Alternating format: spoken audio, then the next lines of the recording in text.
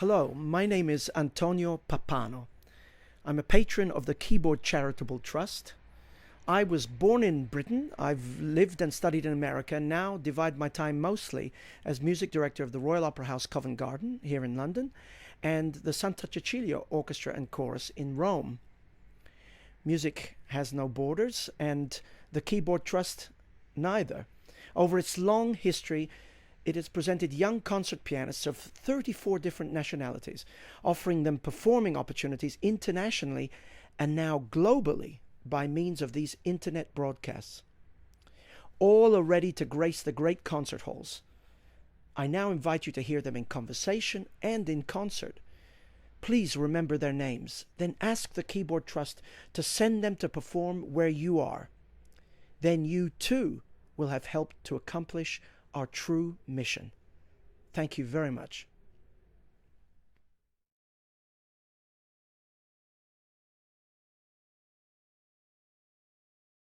It's going to be my great pleasure to introduce to you Milda Daunoraite, who is a Lithuanian and is one of our latest discoveries, if you like, at the Keyboard Charitable Trust. She's going to play the Beethoven Sonata Op.31 No.3. This is an interesting piece because it follows two sonatas in the same opus number that couldn't be more different. The first one, it's actually quite quirky, it's got gags in it, it's even got a satirical takeoff of sopranos decorating arias. The middle one is one of the most serious pieces he ever wrote, and it's nicknamed The Tempest. And then I think he decided he was going to have a little fun when he wrote the third one. So it's completely agreeable, it's very easy to listen to. It has a first movement which just progresses along very happily as if it's an improvisation. The second movement is a brisk little scherzo. Then there is a Minuet and Trio. There's no slow movement in this sonata, but the Minuet and Trio is in fact the slowest movement of the four. And then a very boisterous finale. After that, Milda will play for us three of the marvelous preludes of Debussy. The two on the outside, very atmospheric pieces.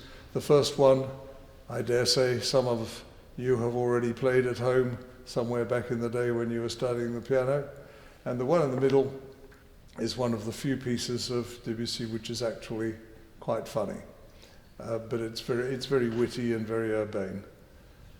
Then she's going to finish with the piano sonata of Bartok, and this comes from 1926, and it's a bit spiky, but in fact, if you think that it's also a bit jazzy, I don't think you'll go too far wrong with it. The slow movement is a bit bleak, but the whole sonata only lasts 15 minutes, so I don't think you can get too upset. And the finale is one of the most entertaining things the man ever wrote. I should tell you, because I'm sure she won't, that Bartok sonata is one of the most difficult pieces in the standard repertoire. And you will be impressed that she plays this piece as if she's juggling balls in the air. So please, can we welcome Milda Daunoraite.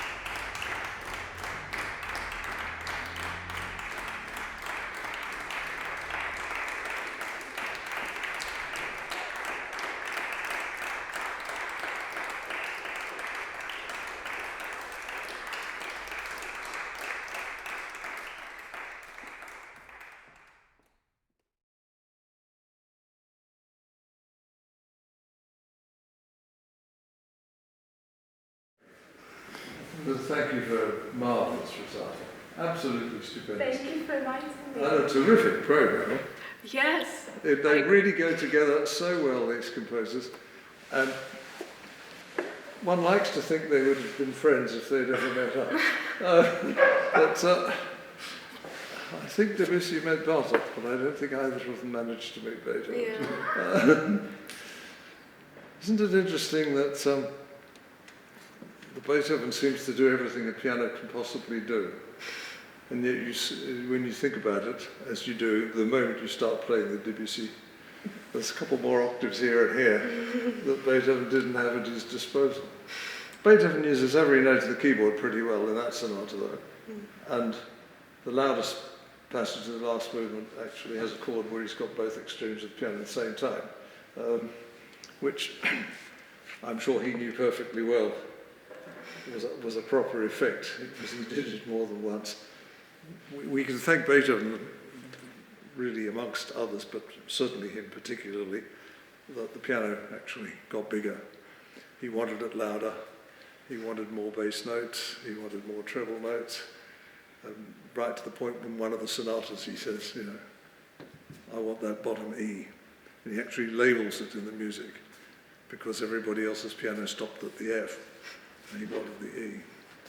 And eventually it got up to 6 octaves, and then after that to 7, and then 7 1/4.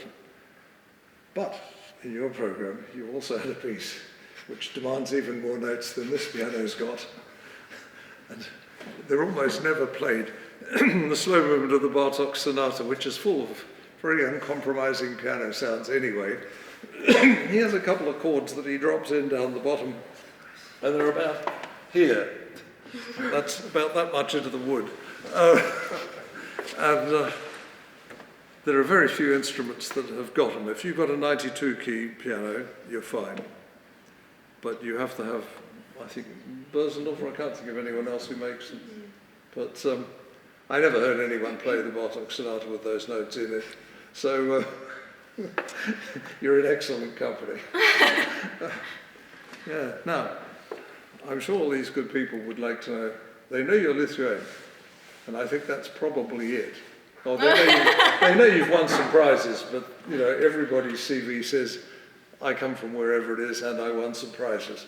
So we take that as read. Okay. Would you like to tell anybody in 1 or 2 sentences or 3 paragraphs where you are from and how you come to be here? How would that be? So I was born in a very, very small city in Lithuania, and I think at the moment there's less than 10,000 people living there. So it's really, really small. So at the age of, I think it was 10, I kind of ran out of piano teachers. Like I had to leave, I had to go somewhere. So actually, if I really had to tell the whole story, it's really, really long. But I had many teachers. I started regularly missing out on school, which, to be honest, I quite enjoyed, because my parents are very free on this kind of.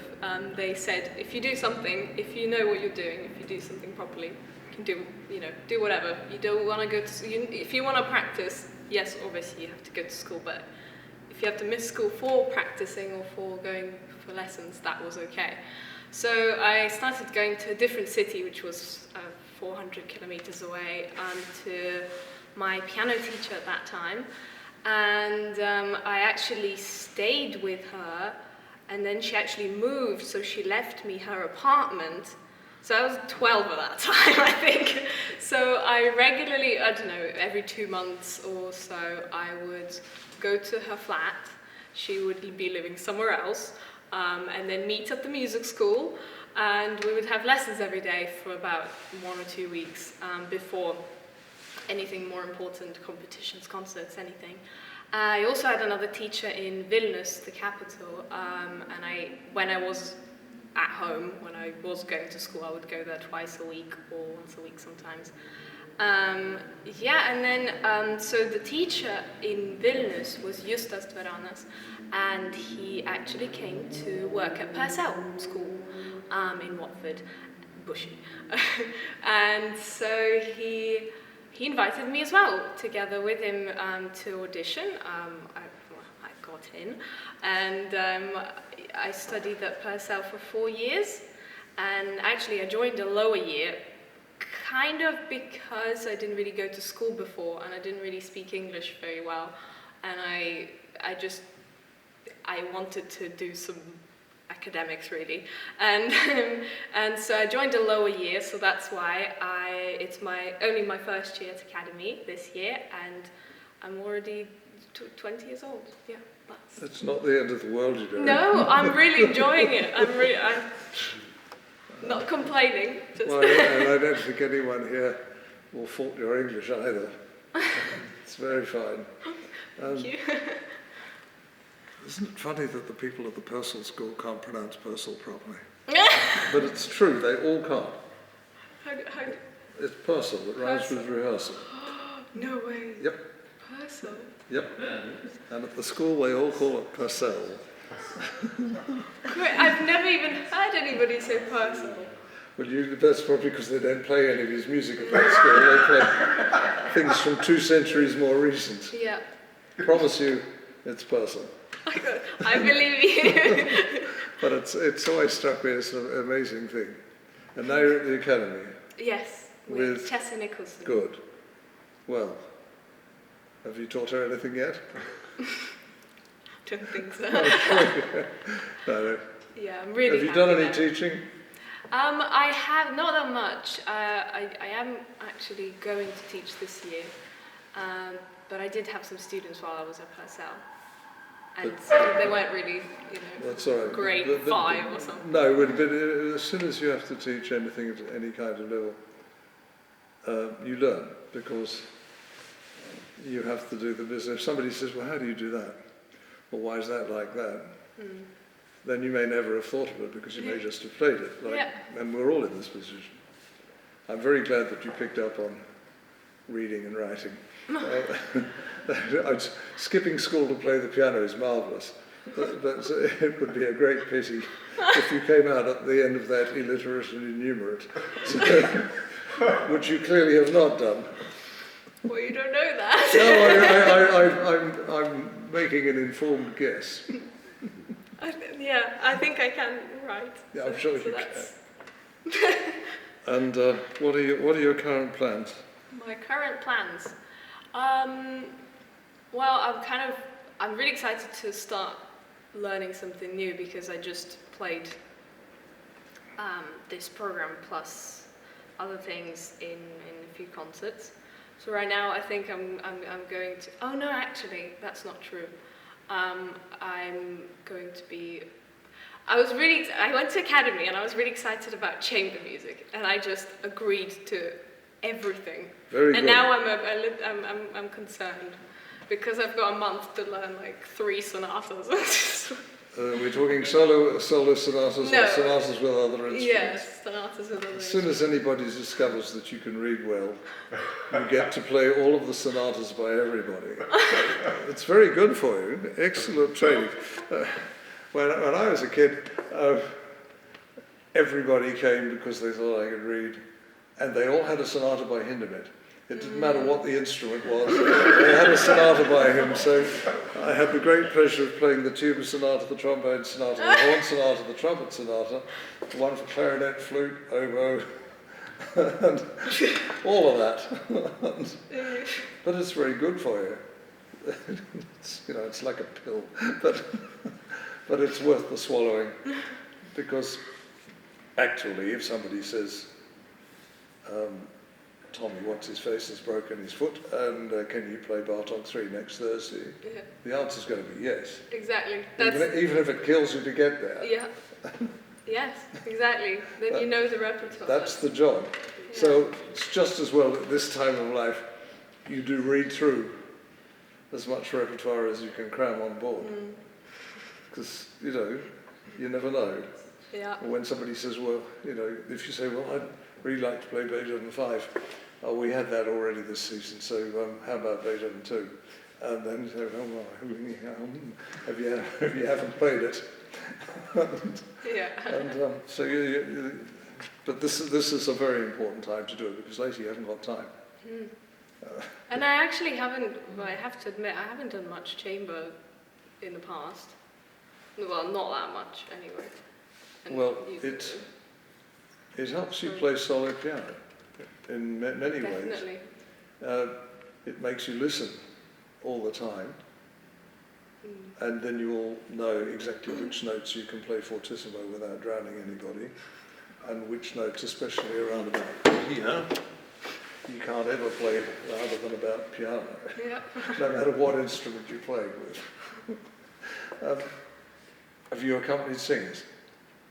Yes, I can say yes, but it's yes. Well, that's another good thing to volunteer to do. Yeah. It's good for your poetry in several languages, and it's marvellous for phrasing and breathing. Most piano players don't think about phrasing and breathing that much, but it comes in handy. And it makes a difference because our principal job at the piano is to convince people that it can do the very thing that it can't. Everybody says, oh, what a lovely tone and what a nice melody.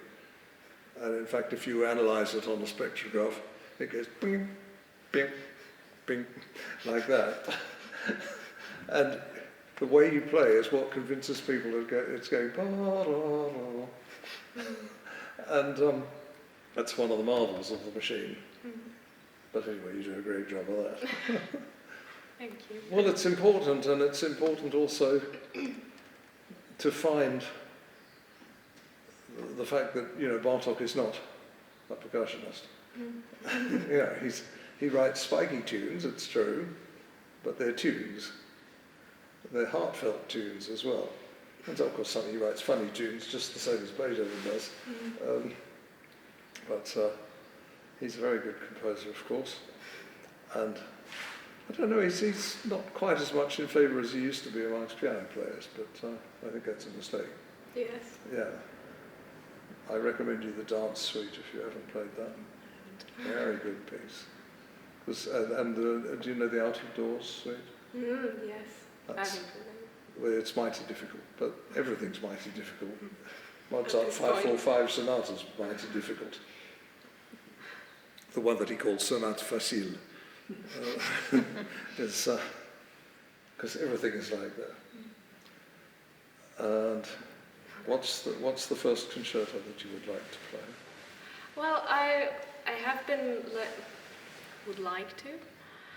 I've been learning Tchaikovsky, and I think I'm going to continue doing that. I would definitely like to do more Mozart. I was doing Jeune Homme just recently. And I would really like to learn Prokofiev 3. Right, then when somebody said, could you play one that we didn't have last Thursday, what will you do then? Did you look at Tchaikovsky too? No. I do love the third movement, I think. I can't remember the moment. I listened to it recently. How are you on Rachmaninoff 4? Oh. I think Rachmaninoff is this would be a very good piece. Years away. No, don't be saying that. Did you ever have a look at the hands of Alicia de la Rocha? No. Much smaller than yours. Did you ever hear her play Rachmaninoff 3? No. That's astounding. Anyone here who's heard it will confirm that. She worked her way around it. Well, you have to. Yes. Because, you know, Beethoven slammed down tenths with no trouble. And he writes them quite often. And where Chopin couldn't, so he doesn't. Schumann thought he could, so he keeps writing 10ths, 11ths, 12ths and 13ths that no one can get anywhere near, not even the great Anton Rubinstein, who could take C, A in his left hand. Try that out. And no, don't worry about that.